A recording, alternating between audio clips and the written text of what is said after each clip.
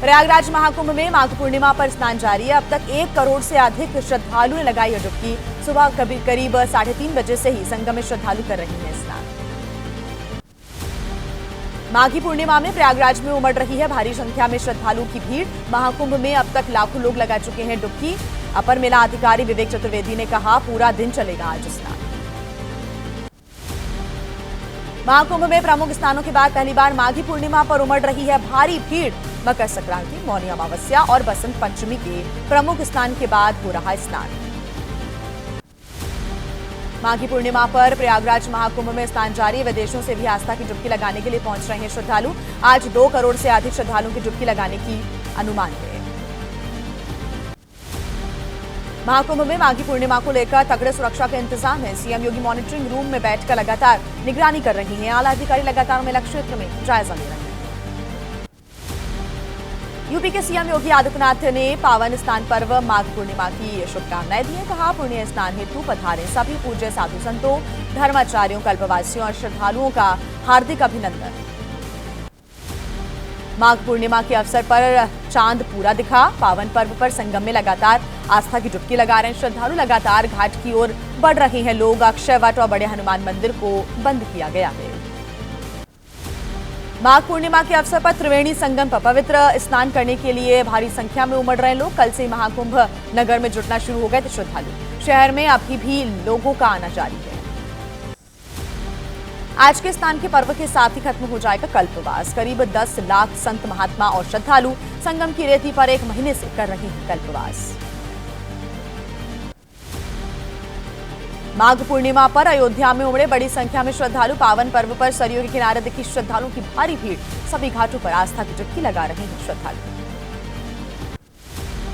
मंगलवार शाम से शुरू हो गई थी माघी पूर्णिमा। आज के स्नान के साथ ही संत महात्माओं के वापस लौटने की शुरुआत हो जाएगी। अधिकतर लोग 14 फरवरी के त्रिजटा का स्नान करने के बाद छोड़ेंगे बाहर को।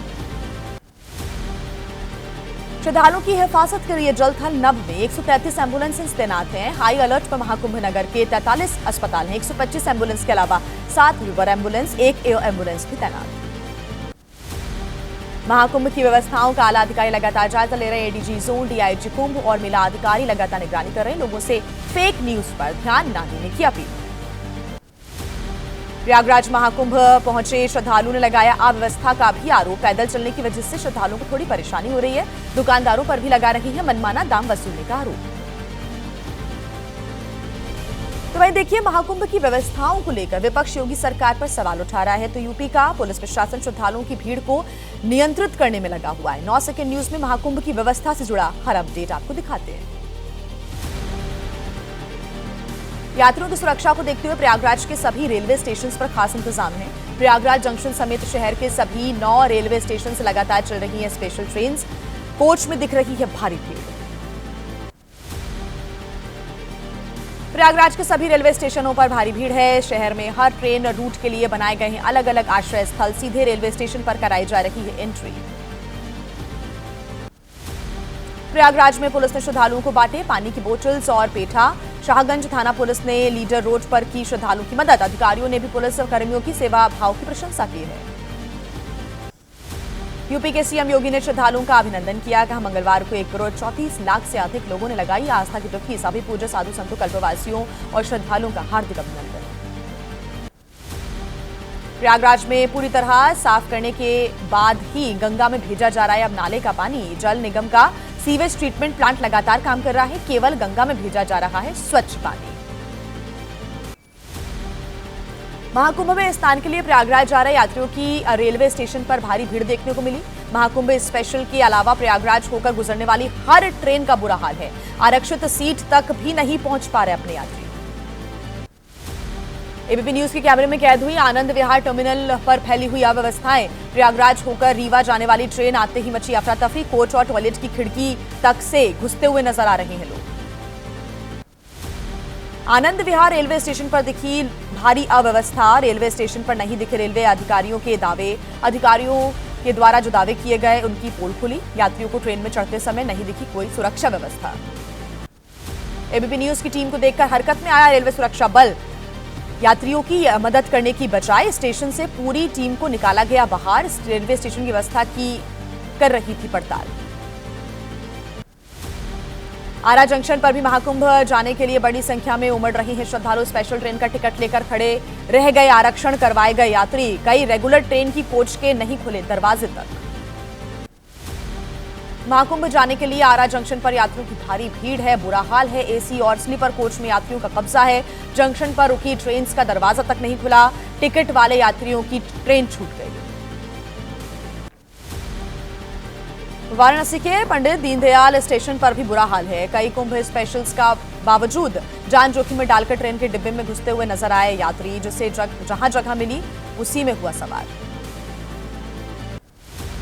बक्सर रेलवे स्टेशन पर महाकुंभ जाने वाले श्रद्धालुओं का भारी हुजूम है। रेलवे स्टेशन पर बढ़ी असुविधाएं।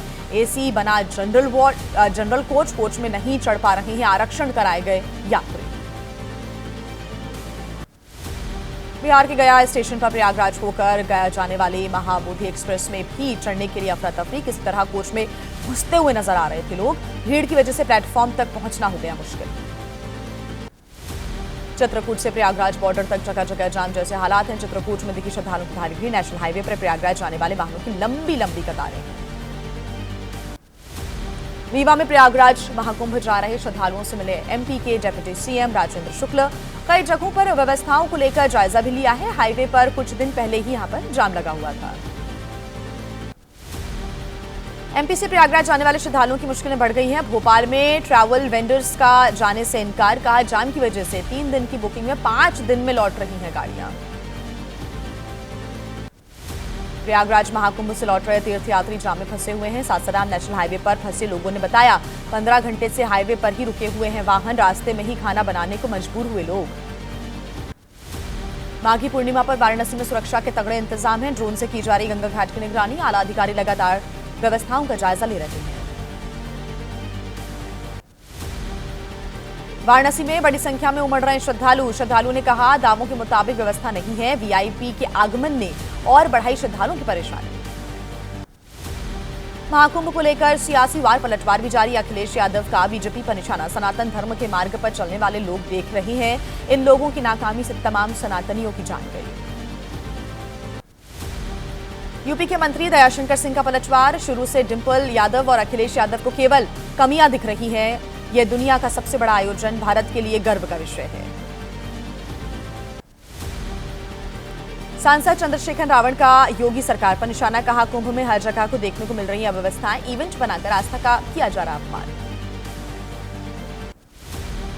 महाकुंभ में अंबानी परिवार की 4 पीढ़ियों ने लगाई पवित्र डुबकी। मुकेश अंबानी ने अपनी मां, बेटे और पोते पोतियों के साथ स्नान किया। स्वामी कैलाश आनंद गिरी जी की मौजूदगी में गंगा पूजन भी किया। एक्टर विद्युत जामवाल ने महाकुंभ में आस्था की डुबकी लगाई। कहा स्नान करने के बाद जो खुशी मिली उसके आगे भीड़ कुछ भी नहीं। सरकार ने बहुत अच्छे इंतजाम किए हैं। 15 फरवरी से शुरू होने वाले शारदीय कांवड़ मेले को लेकर हरिद्वार प्रशासन की तैयारियां हो गई शुरू। 26 फरवरी तक चलेगी कांवड़ यात्रा। कांवड़ियों के आने जाने वाले रास्तों पर बढ़ाई जा रही सुविधाएं। और आइए अब देख लेते हैं फटाफट अंदाज में राजनीति की तमाम बड़ी खबरें।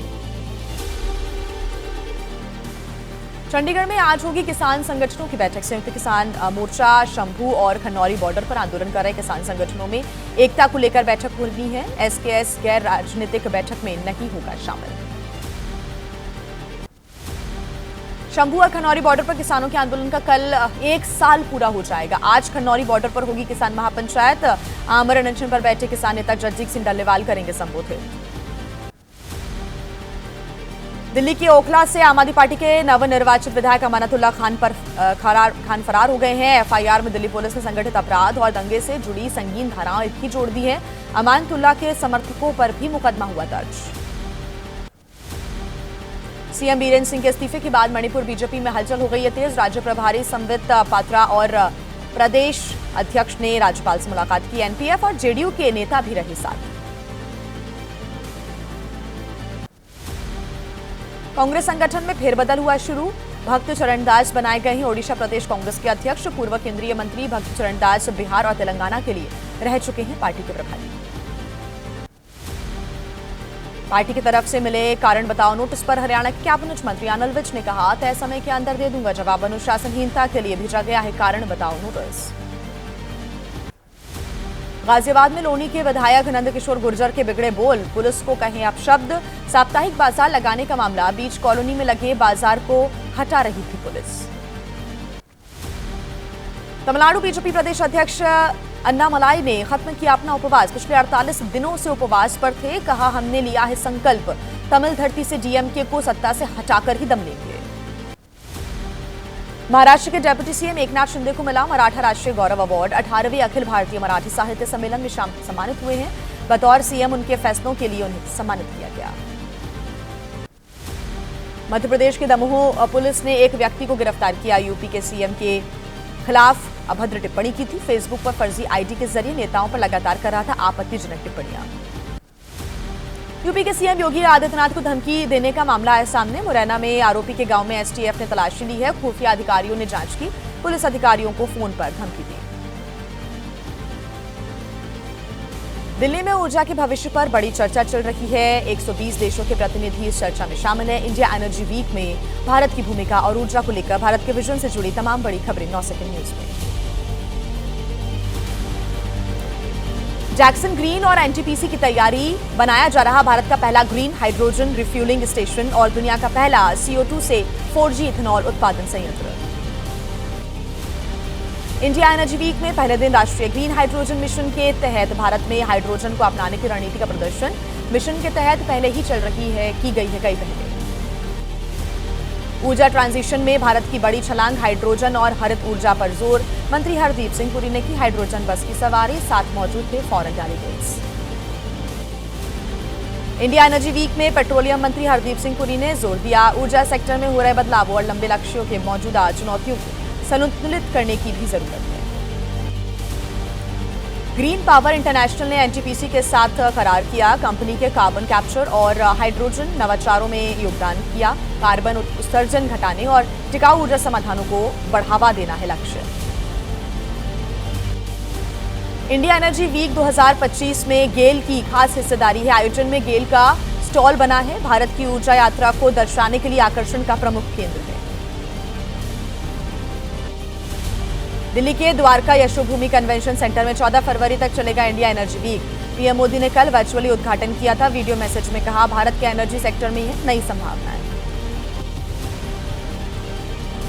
पीएम मोदी ने कहा, एनर्जी सेक्टर में 2030 तक बड़े लक्ष्य हासिल करने का हमारा है संकल्प। भारत ऊर्जा क्षेत्र में महत्वपूर्ण भूमिका के साथ दुनिया के विकास को भी बढ़ा रहा है आगे। पीएम मोदी ने एनर्जी सेक्टर में अब तक की भारत की बड़ी उपलब्धियों को भी दुनिया के सामने रखा। कहा, 10 सालों में हमने अपने सोलर एनर्जी जनरेशन कैपेसिटी को 32 टन तक बढ़ा दिया। भारत फ्रांस सीईओ फोरम में पीएम मोदी ने क्या कुछ कहा है। 9 सेकंड न्यूज में पीएम मोदी के फ्रांस दौरे से जुड़ी तमाम बड़ी खबरें आपको दिखाते हैं। पीएम मोदी ने पेरिस में अमेरिकी राष्ट्रपति JD वेंस से मुलाकात की। एक्स पर पोस्ट कर कहा, अमेरिकी उपराष्ट्रपति और उनके परिवार से एक शानदार मुलाकात हुई। कई विषयों पर हुई बहुत अच्छी बातचीत। मुलाकात के लिए अमेरिकी उपराष्ट्रपति JD वेंस ने पीएम मोदी का आभार व्यक्त किया। एक्स पर पोस्ट कर कहा, अद्भुत बातचीत के लिए उनका आभारी। पीएम के दिए उपहारों का बच्चों ने आनंद लिया। व्हाइट हाउस ने कहा, उपराष्ट्रपति JD वेंस और पीएम मोदी के बीच आपसी हितों के विषय पर हुई है चर्चा। पीएम ने वेंस के बच्चों को दिए गिफ्ट्स। फ्रांस के दौरे के अंतिम चरण में मर्सेले पहुंचे पीएम मोदी। भारतीय समुदाय के लोगों से उन्होंने बातचीत की, मुलाकात की। पीएम मोदी के साथ पहुंचे थे फ्रांसीसी राष्ट्रपति। मर्सेले पहुंचने पर पीएम मोदी ने कहा, भारत की स्वतंत्रता की खोज में शहर का विशेष महत्व है। यहीं पर महान वीर सावरकर ने साहसी तरीके से भागने का प्रयास किया। उन्हें ब्रिटिश हिरासत में सौंपने का विरोध करने वालों को धन्यवाद। पीएम मोदी ने भारत फ्रांस सीईओ फोरम को संबोधित भी किया। कहा, दोनों देशों तक सीमित नहीं है हमारी भागीदारी, वैश्विक समस्याओं चुनौतियों के समाधान में मिलकर दे रहे हैं सहयोग। प्रधानमंत्री नरेंद्र मोदी ने कहा, भारत तेजी से एक पसंदीदा वैश्विक निवेश गंतव्य बना। भारत में आने का यही सही समय है। भारत की प्रगति से जुड़ी है सभी क्षेत्रों की प्रगति। पेरिस में गूगल के सीईओ सुंदर पिचाई ने की पीएम मोदी से मुलाकात। सुंदर पिचाई ने एक्स पर पोस्ट कर कहा, पीएम मोदी के साथ AI से भारत में बनने वाले अवसरों पर बातचीत की। और आइए फटाफट 9 सेकंड न्यूज में आपको दिखा देते हैं देश की तमाम बड़ी खबरें। लोकसभा में आम बजट पर चर्चा का जवाब देते हुए वित्त मंत्री निर्मला सीतारमण ने कहा, भारत सबसे तेजी से बढ़ती अर्थव्यवस्था बना रहेगा, महंगाई में भी काबू में आ रही है महंगाई। वित्त मंत्री के जवाब पर कांग्रेस सांसद मणिकम टैगोर ने कहा, यह दुर्भाग्यपूर्ण है कि पीएम, गृह मंत्री, विदेश मंत्री और रक्षा मंत्री सदन में नहीं रहे मौजूद। निर्मला सीतारमण जवाब में हमेशा देती हैं सियासी भाषण। कांग्रेस सांसद प्रियंका गांधी वाड्रा ने लोकसभा में वित्त मंत्री के भाषण पर कहा, पता नहीं किस ग्रह पर रहती है वित्त मंत्री कि देश में उन्हें महंगाई बेरोजगारी में वृद्धि दिखाई नहीं देती। कॉर्पोरेट लुक में संसद पहुंची प्रियंका गांधी, कोट पैंट में बहन को देखकर राहुल गांधी ने उनकी तारीफ की। बजट के दिन राहुल ने की थी प्रियंका की साड़ी की भी तारीफ। दिल्ली में गृह मंत्री अमित शाह और बीजेपी अध्यक्ष जेपी नड्डा के बीच हुई बातचीत। करीब 1 घंटे तक चली ये बैठक। सूत्रों के हवाले से खबर, दिल्ली में सरकार के गठन पर 16 फरवरी के बाद होगा फैसला। दिल्ली में सरकार गठन से पहले बैठकों का दौर रहा जारी। कल 17 नवनिर्वाचित विधायकों ने की पार्टी अध्यक्ष जेपी नड्डा से मुलाकात। आज भी कई विधायक मुलाकात करेंगे। दिल्ली प्रदेश बीजेपी की आज होनी है बड़ी बैठक। विधानसभा चुनाव के लिए बनाई गई हैं 43 समितियों की आज बैठक होनी है। प्रदेश अध्यक्ष वीरेंद्र सचदेवा, चुनाव प्रभारी बैजयंत जय पांडा सहित अन्य पदाधिकारी रहेंगे मौजूद। केंद्रीय राज्य मंत्री रवनीत सिंह बिट्टू ने कहा, 1 से 2 महीने से विपश्यना से लौटकर पंजाब में सीएम बदलेंगे केजरीवाल। आम आदमी पार्टी के विधायकों को लगता है कि मान के चेहरे पर नहीं मिलेगा इस बार वोट। शिवसेना उद्धव गुट के नेता आदित्य ठाकरे ने कहा, बीजेपी का हिंदुत्व सिर्फ चुनावी, खुद को हिंदूवादी कहने वाले बांग्लादेश में भेज रहे हैं चावल, जहां हिंदुओं पर हो रहा है अत्याचार। सोना आम लोगों के पहुंच से और हुआ दूर। मुंबई में गोल्ड की कीमत 89,000 रुपए के पार पहुंची। 1 लाख रुपए प्रति 10 ग्राम तक पहुंच सकता है सोना। और अब 9 सेकंड न्यूज में वक्त है कोर्ट से जुड़ी तमाम बड़ी खबरों का, जिन पर देश की नजर है। सेना पर की गई टिप्पणी के मामले में कांग्रेस नेता राहुल गांधी को नोटिस जारी किया गया है। लखनऊ के एमपी एमएलए कोर्ट में राहुल गांधी को भेजा गया नोटिस। मार्च के आखिरी हफ्ते में कोर्ट में पेश होना होगा। विधानसभा चुनाव में आम आदमी पार्टी, बीजेपी और कांग्रेस की ओर से किए गए मुफ्त वादों के खिलाफ अर्जी दाखिल। आज दिल्ली हाईकोर्ट में सुनवाई होगी। रिटायर्ड जज एनएन ढींगरा ने दाखिल की है याचिका। 2020 के दिल्ली दंगा मामले में आज दिल्ली हाईकोर्ट में अहम सुनवाई होनी है। शर्जील इमाम, उमर खालिद और अन्य की जमानत अर्जी पर होगी सुनवाई। कई शहरों में भड़काऊ भाषण देने का आरोप लगा था। और देश के अलग अलग राज्यों में क्या है हलचल, आपको देते हैं पूरा अपडेट 9 सेकंड न्यूज में। जम्मू कश्मीर के अखनूर सेक्टर में एलओसी के पास आईईडी ब्लास्ट में सेना के एक कैप्टन और जवान शहीद। एक जवान घायल हो गया। आतंकवादियों के खिलाफ सेना का सर्च ऑपरेशन जारी है। गृह मंत्री अमित शाह ने कहा, जम्मू कश्मीर को आतंकवाद मुक्त बनाने के लिए मोदी सरकार प्रतिबद्ध है। केंद्रीय अर्ध सैनिक बलों को सेना के साथ बेहतर तालमेल बनाने और सीमा ग्रिड मजबूत करने को कहा। यूपी के मेरठ में पुलिस और डॉक्टर्स के बीच झड़प हो गई। डॉक्टर्स को पुलिस ने थाने से बाहर खदेड़ा। पुलिस पर आरोप, पैसा न देने पर भ्रूण परीक्षण के आरोप में डॉक्टर पकड़ा गया। मेरठ में थाने के बाहर धरने पर बैठे डॉक्टर्स का दावा, हिरासत में लिए गए डॉक्टर की तबीयत खराब हुई। पुलिस अधिकारियों पर बदतमीजी करने का आरोप लगाया।